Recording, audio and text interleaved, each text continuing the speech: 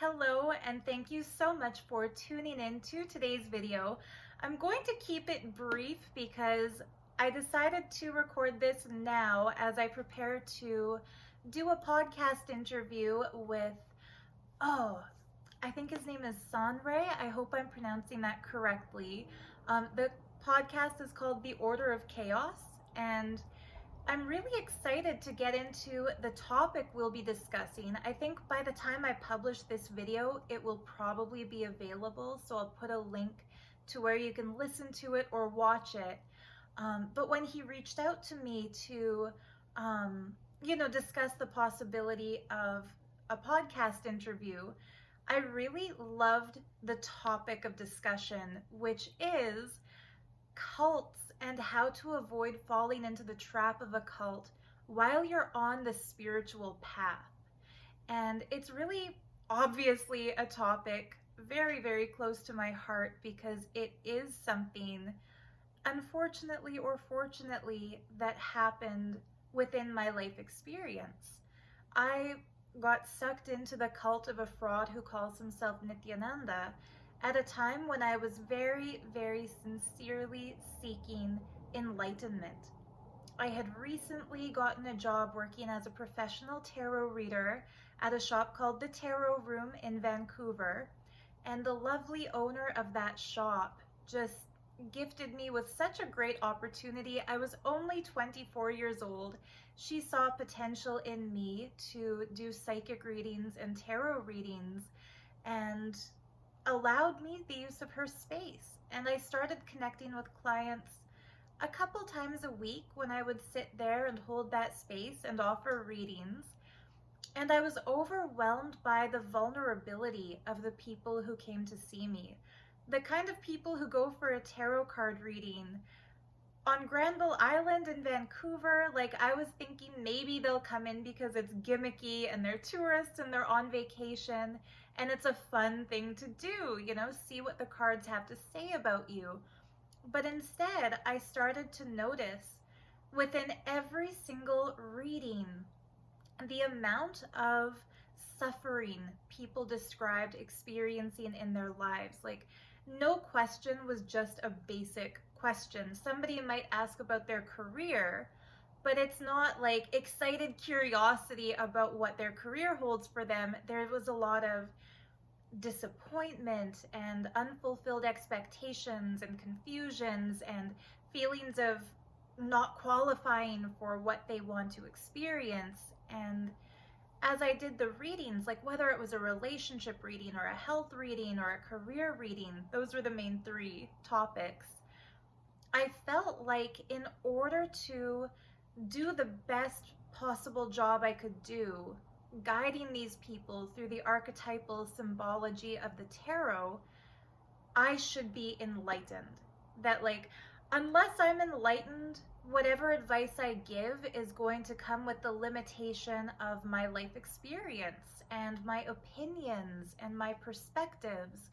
And I really wanted to be a pure channel of cosmic wisdom. I didn't want to give somebody a message that could be negatively colored by my own limitations.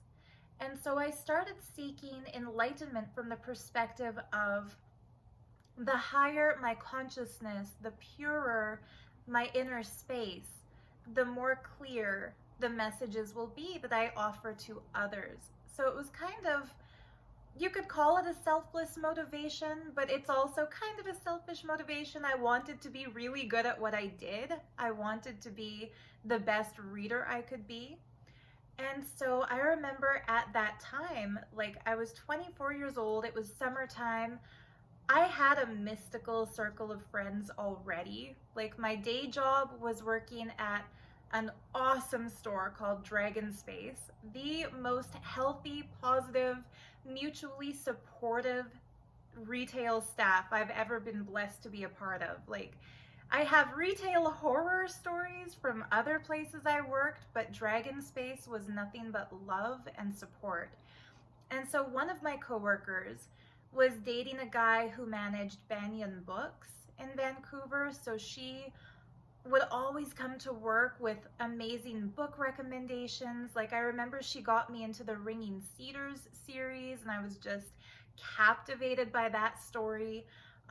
We would talk about Bashar videos, and I met clients at the tarot room who were into things like life coaching, and so they would give me incredible tidbits of wisdom about manifestation. And of course, another friend of mine invited me to her place to watch The Secret together, and this just amazing lady named Spice would give me career advice based on like high level, what was she doing? High level, not sales, but when you sell houses, real estate.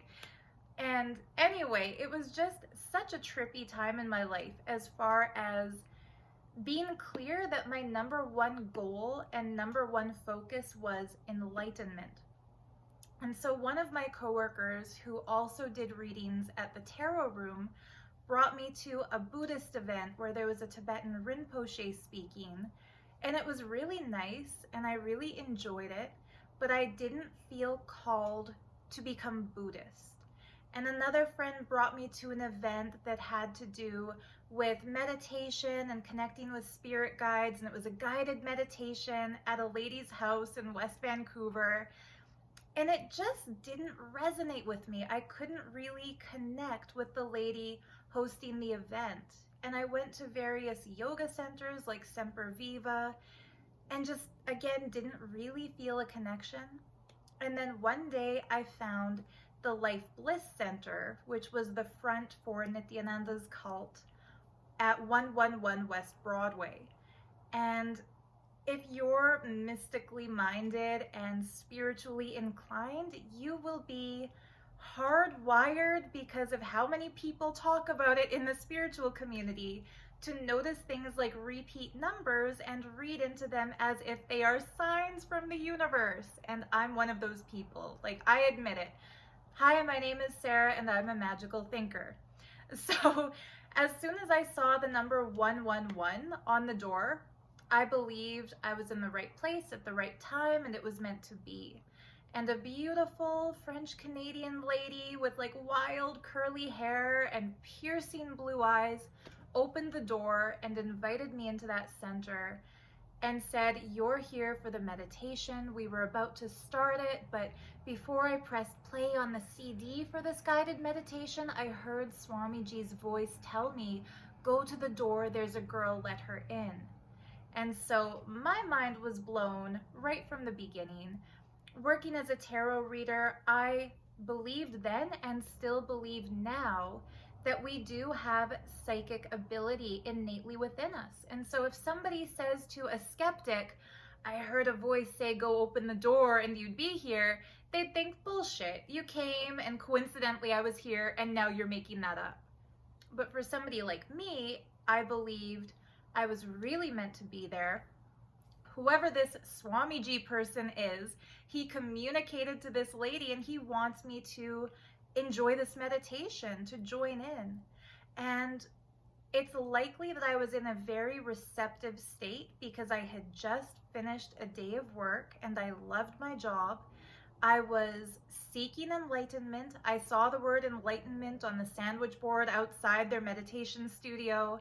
This lady who seemed so at peace with herself and so open about her psychic ability was welcoming me in. And when I did the meditation, it clicked. What I wasn't able to feel in the presence of a Tibetan Rinpoche or at a yoga studio or sitting with a local New Age mystic doing a guided meditation, I was able to feel in the meditation there. And there are many reasons for that. The meditation, which he called Nitya Dhyan, was basically an appropriated variation of Osho's dynamic meditation. So it started with chaotic breathing, which is like a very intense form of breathwork meditation where you're constantly changing the pattern of your breath, but very, very intensely. And then it was 7 minutes of loud, deep humming, followed by being guided to put your awareness into each of the 7 chakras from the base of the spine to the crown of the head. And if you're not aware psychologically, when you're focusing really intensely on your breath work and then you start humming really loudly, the process of doing that tunes out the typical verbalization of thoughts going on in your head. It breaks your thought pattern and helps you experience a state of meditation, a thoughtless state. And so I'm not saying that the fraud was a meditation genius. Maybe Osho was. Maybe the people who advised Osho, the psychiatrists who were in his cult or his sangha, depending on how you want to think of him, who explained these principles, understood the dynamics of how that worked. But naturally, because the fraud who called himself Nithyananda was the head of a cult, everyone in that center in Vancouver told me afterwards, whatever you felt during that meditation was a gift from Swamiji, as they called him. And so I had seen visions of Hindu gods and goddesses. I had felt my Kundalini awaken. I had felt a level of bliss. And they told me that's because he chose me. It's because he wanted me to feel those things, that he had called me there, I had answered the call, and now my life was going to be better because he will be the instrumental guide to take me to enlightenment. And I was so excited, and the love bombing started, and they told me, come back for every program they have, come back for every free meditation. They were about to have a potluck for Diwali, and so they said, come on, everything we make is pure vegetarian. And I said, well, I'm vegan. And they said, well, we have vegan food too. And it just felt good. It just felt right. And I didn't know which red flags to look out for. And so if you also feel called to explore spirituality, it's likely you will encounter groups like this one that on the surface feel very safe, feel very loving, feel very welcoming, and maybe even lead you to a spiritual experience. Now, in hindsight, I know whatever visions I had, whatever energy I felt, it's because I did the meditation with sincerity, with openness, and with surrender to existence. When we are in a space of pure openness, pure receptivity, and we are committed and surrendered to the highest good, good things will filter through and we'll experience them. To a mystical person like me, I believe these are spirit guides, angels, deities, extraterrestrials, like positive ones, like Arcturians, Pleiadians. Some people don't believe in that, and that's fine too. For them, this could just be their own self experiencing other levels of brainwave activity that are enjoyable. Now, a good group, a benevolent, beneficial group that doesn't have a vested interest in your recruitment or your money will tell you that if you had a positive experience doing one of their meditations or seminars or whatever it might be, it's because you put your all into it. If you have a good experience in a meditation or a yoga class or a healing session or at a music concert or whatever it might be, it's because you made the decision to do it and to enjoy it, and you did it with sincerity. That's it. The credit goes to you for your successes. Now, cults will claim credit for all your successes, but they'll shift blame on you for any of your failings. So likewise, if you go to a group meditation or a Reiki healing session or a massage or frickin' anything, get a meal at a restaurant, and you have a bad experience, you don't enjoy the healing, you don't feel anything, maybe you feel worse than you did in the beginning, maybe after a massage you feel like it was too painful or nothing happened, or you eat some food at a restaurant and it tastes gross. If it's a good organization, they will own up to it and say, maybe this wasn't for you, we apologize. they would take the blame, they would offer a refund, they wouldn't try to gaslight you into thinking it's your fault that it wasn't good. They will tell you either they messed up, they will apologize, they won't try to convince you to push past any discomfort and keep participating, keep joining in, keep coming back. Somebody who is an advisor or a counselor or a psychic or anything like that, a coach, if they give you advice and you say, you know what, this doesn't resonate, I'm not feeling it, I don't think this applies to me, if they are genuine, they will say, you know what, I'm sorry, maybe I wasn't properly connecting this time. Don't worry about it. If it doesn't resonate with you, just drop it and move on. You can come back and try again if you choose to, but there's no obligation. Maybe go to somebody else. They might have a better solution for you. But if it's a cult, if it's a highly controlling group trying to exert coercive control over your innate mental, spiritual, emotional state, they will tell you you weren't sincere enough and that's why you didn't feel it. Your taste buds aren't refined enough and that's why you didn't enjoy this amazing food that we made, etc., etc. Or, you know, your muscles were so tense that you didn't feel good after the massage because we're still breaking your whatever. And this is what happened in the Nithyananda cult from the beginning.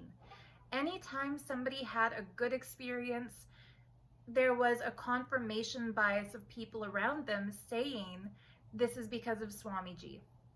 You've been blessed by him. If you get a promotion at work, it's because he blessed you to be abundant. If your kids start getting better grades at school, he blessed you to have genius kids. If anything good happens, it's because of him. All credit goes to him. You have no say in your own success. You play no part in your own victory. It's like you're just an empty shell being fed positivity from him, so you become dependent on him, believing that you need him in order to achieve anything, even though it's your hard work that gets you a raise or a promotion. It's your good parenting that helps your kids achieve success. It's your diet and exercise that leads to your healthy physique. But everything, even though you're doing the frickin' yoga, it's credited to him for giving you the gift of Nitya Yoga. And anytime something went wrong in the life of somebody in that cult, and this is a red flag for all cultic groups, if you didn't get the grade you wanted at school, or you didn't get a promotion, or even worse, you get fired from your job, or whatever happens negatively, even though you've been doing the meditations, doing the yoga, watching the discourses, trying your best to do everything that fraud tells you to do, what you're told is that you were not in the space of listening with him. You might have broken your brain listening to his discourses, implementing his techniques, and if they don't work, you're not told, you know what, no problem, maybe this isn't for you. You're told this is for everybody. And it works for everybody else. Why isn't it working for you? There must be something wrong with you. Maybe you need to complete your incompletions. Maybe you need to surrender more deeply. Maybe you need to listen again in a greater space of listening and openness. Maybe it's your patterns that you have to break. It's your karma. Let him cleanse it. Do this puja. Pay $500. He'll cleanse it for you, etc. I was listening to a podcast yesterday with Sarah Edmondson and her husband Nippy, and she was explaining one of the NXIVM red flags that also applies to the Nithyananda cult and every other cult. And she said, never listen to a teacher who tells you what your problems are in a way that makes you believe only that teacher can ever give you the solution to that problem. And this is exactly what the Nithyananda cult would do. They would reveal your so-called incompletions and then claim that only through Niti, only through Nithyananda, you could find the solution to that incompletion. You could become complete. And this is gaslighting bullshit 101, because nobody is incomplete. You exist as you are in this moment, and you are a complete person. There may be things in your life that you would rather change than keep the way they are, but that doesn't mean you're incomplete. It just means you've got stuff you want to work on, just like everybody else does. And guess what? The joy of living in a world with options and with free will is that there are many different ways that you can change the things in your life you want to change. There are different types of exercise that you can do to improve your physique.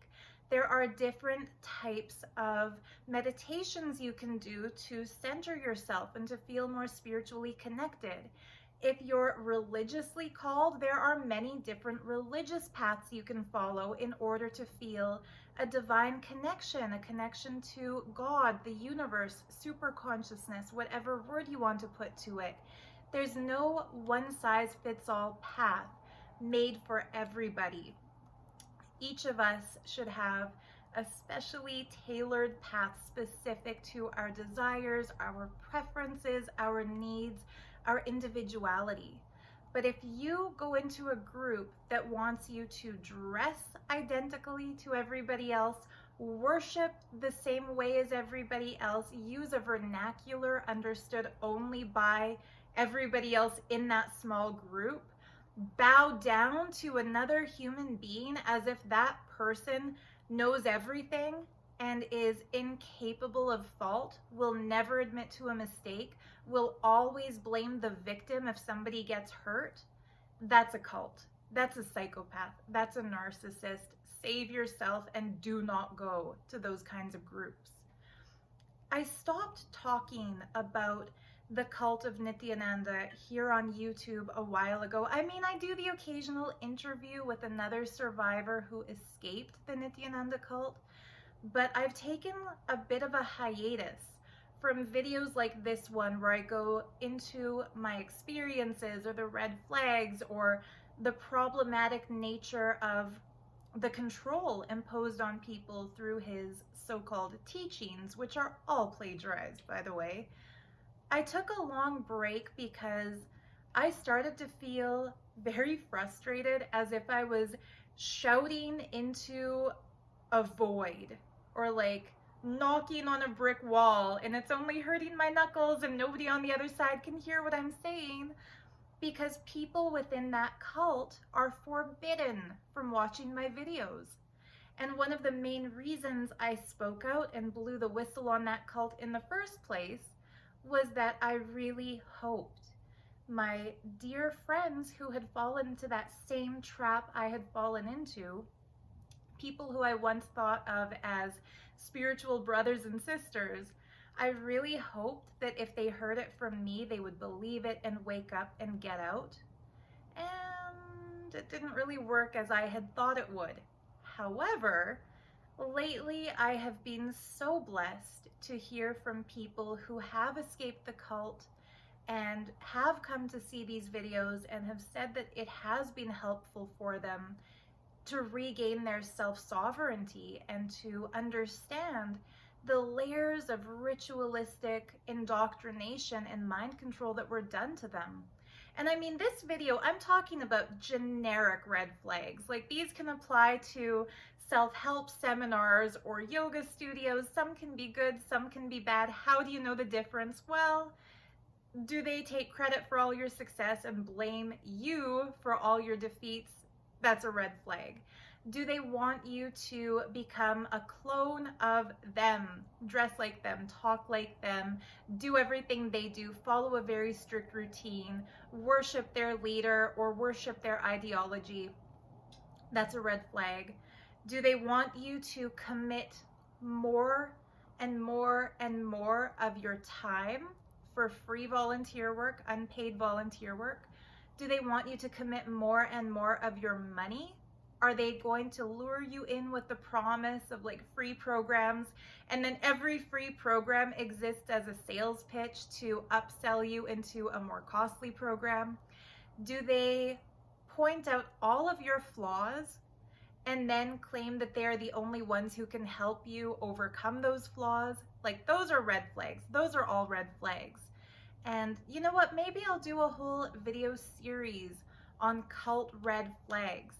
And my intention is not to dissuade anybody from pursuing a spiritual path. A lot of times when somebody gets sucked up into a cult, well-intentioned experts will say afterwards, you were vulnerable, so you got sucked in. You were a seeker, so you got sucked in.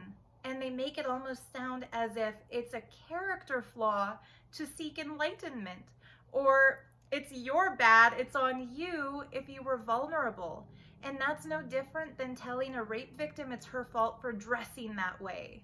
You know, it's blaming a victim for something that is not correct. If you get sucked into a cult, if you get brainwashed, if you are lured into that kind of a highly controlling, coercive group, it's not your fault. It's the same as if you're walking down the street and you get mugged and somebody steals your wallet and runs away. You were not bad to be walking down the street. It's not your fault that you got targeted from it by a thief. In the same way, if you're just living your life, searching for enlightenment, open to new ideas, open to new groups, open to new practices, and you get caught into a cult, it's not your fault.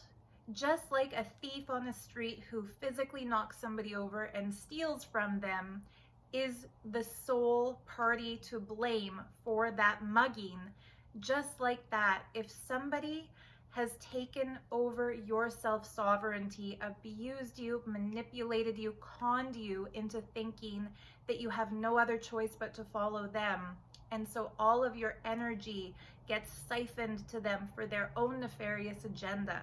It's not because you were weak, it's not because you made a mistake, it's not because you were stupid, it's because you were robbed energetically, spiritually, mentally, emotionally. And once you realize that you've been in that position, so on the flip side, like if you're seeing this video before ever getting into a cult, that's wonderful. Enjoy your freedom. Have fun exploring your spirituality. Be aware of the red flags. Don't fall into those traps.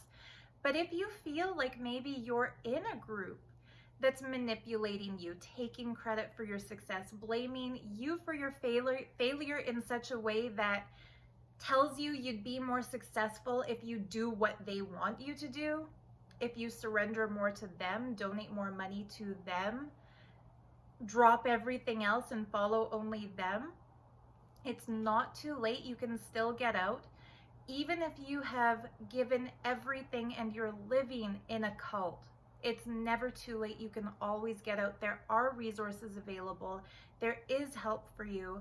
I'll put links in this video description to groups. I think the ACLU is a really good one. There are psychiatrists and psychologists who specialize specifically in deprogramming and reclaiming your mental health and your freedom of belief after you leave. Dr. Stephen Hassan, excuse me, I stumbled over that word because I started to say Hassan and then remembered it's Hassan, but yeah, Dr. Stephen Hassan, he's a great one. He created what's called the BITE model, behavior control, information control. Like he goes into the various ways cults will superimpose their infrastructure of dominance over your belief systems, how systematically they override every natural instinct within you and turn you into one of them. He's a great one. So look into Dr. Stephen Hassan. Look into Dr. Yanya Lalik. She's another brilliant cult expert who has studied the ins and outs of psychiatry pertaining to mind control and cult indoctrination. Dr. Rachel Bernstein is another great one. She hosts the Indoctrination podcast. Really, really valuable information from all three of these experts. And then there's people like Chris Shelton, who escaped Scientology and talks about critical thinking and how to maintain your brain function, even when there's a group of individuals around you trying to impose their beliefs and override your natural impulse to say, wait, what the fuck? Like, this sounds wrong to me. Trust your wait, what the fuck instinct. Like, trust your bullshit detector. You have the right to question things that don't sound good to you. You have the responsibility, in fact, to listen to yourself more loudly, like with more attention than you listen to somebody else who's telling you you have to listen to them. You don't have to listen to anybody who claims responsibility for your successes while washing their hands of anything they do wrong. Everybody on this planet, every single human being in a human body has flaws. And if any time you find yourself around somebody who claims to be perfect, who claims to be flawless, who claims to be the smartest person alive, the way Keith Raniere did, or a living embodiment of Mahasadashiva, the way Nithyananda did, those are toxic, troubled, deeply sick individuals who will never have your best interest at heart. All they care about is their own fulfillment, satisfaction. All they care about is using you and abusing you for whatever they think you can give them. If you have money, they want all of it. If you are sexually attractive, they want all of your lust focused at them. They will never tolerate or allow you to fall in love with somebody else. They want to own you. If you have like devotion to give, time to volunteer, not only will they take all the time you offer them, but they will force you to overwork yourself to the point of exhaustion or failure to serve them, to serve their agenda, to recruit other people into following them. They will use you until you are collapsed, and then they'll still ask for more. That is not how spirituality works. It is not enlightenment to feel like you've been pushed to the point of exhaustion. It is not a spiritual practice to be blasted and yelled at and told that you are worthless and told that you aren't doing enough. Any truly spiritual group, if you offer them volunteer services, if you give them a donation, if you support them in any way whatsoever, they will thank you. They will appreciate your effort. If you do something for a group and that group dismisses you as if you are nothing or tells you it's not enough, run for the hills. That's not real spirituality. Spirituality is loving, it's caring, it's cooperative, it's a community in which all are recognized as equals because all of us are equal.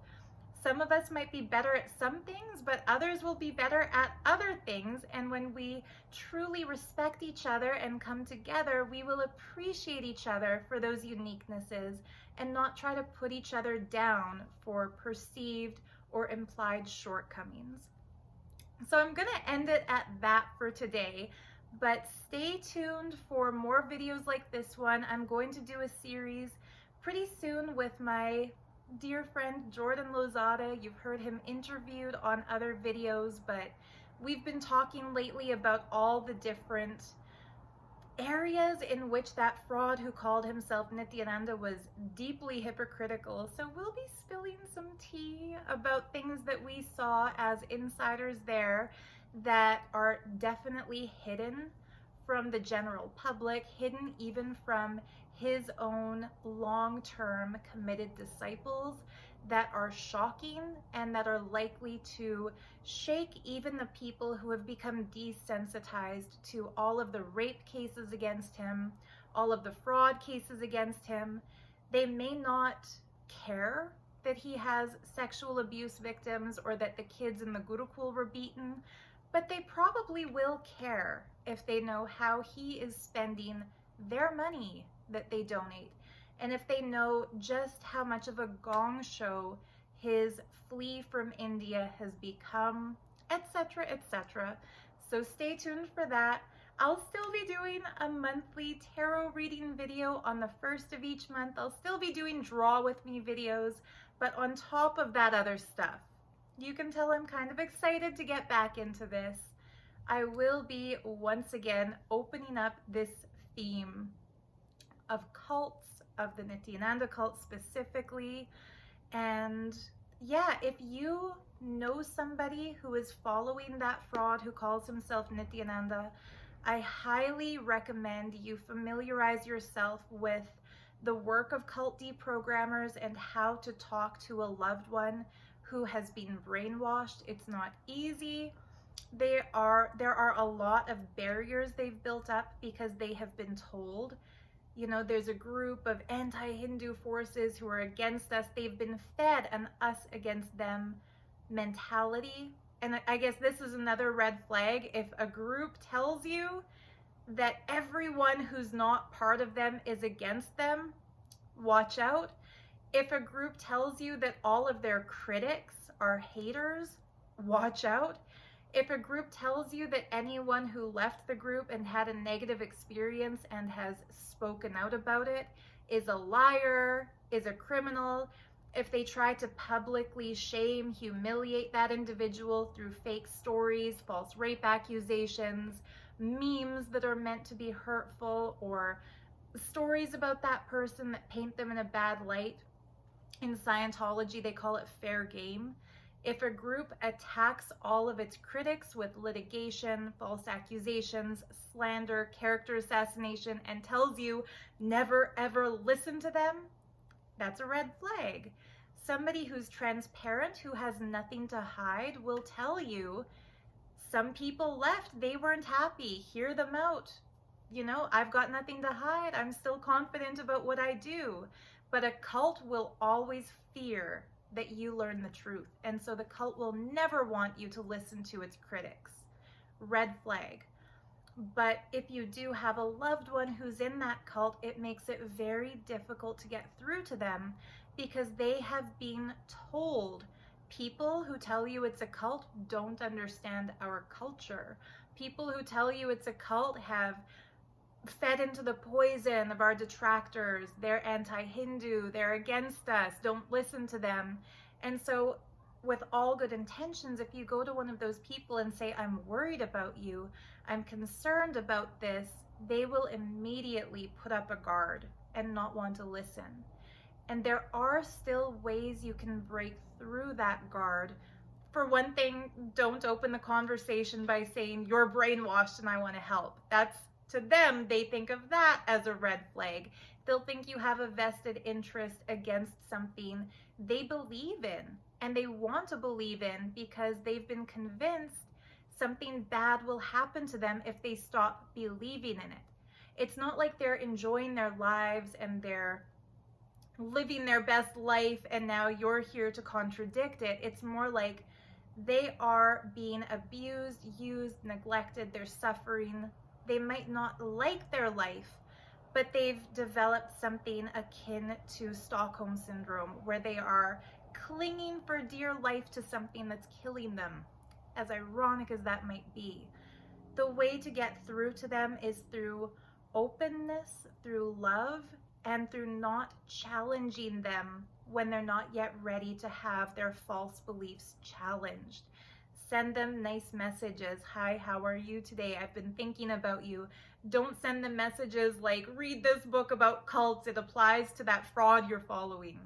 I think you get the picture.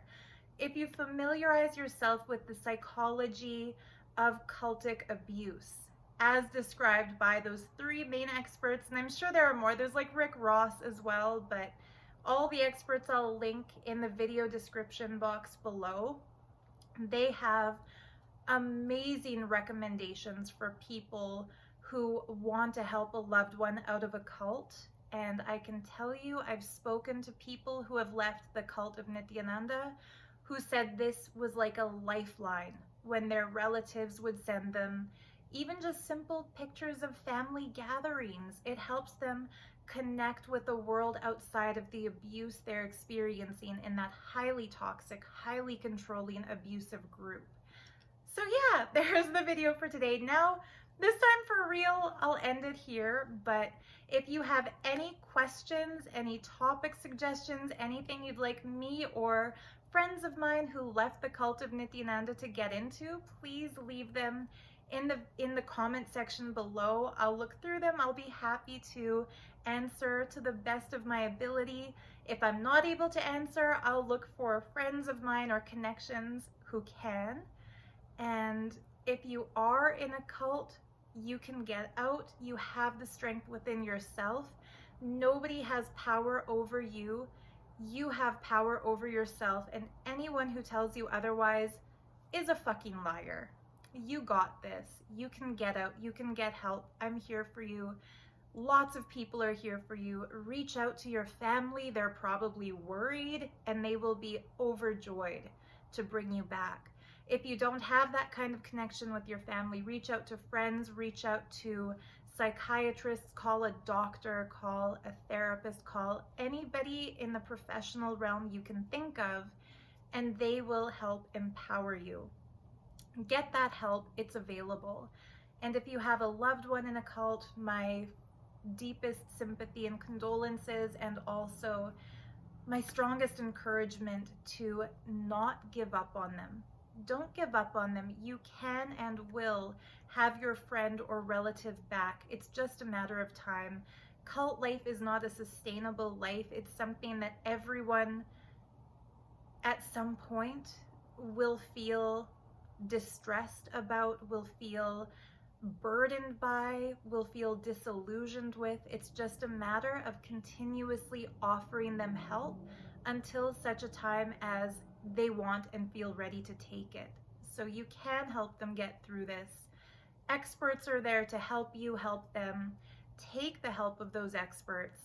And okay, with that, for real this time, I gotta go. I've got a podcast coming up. I'll put a link to that as well.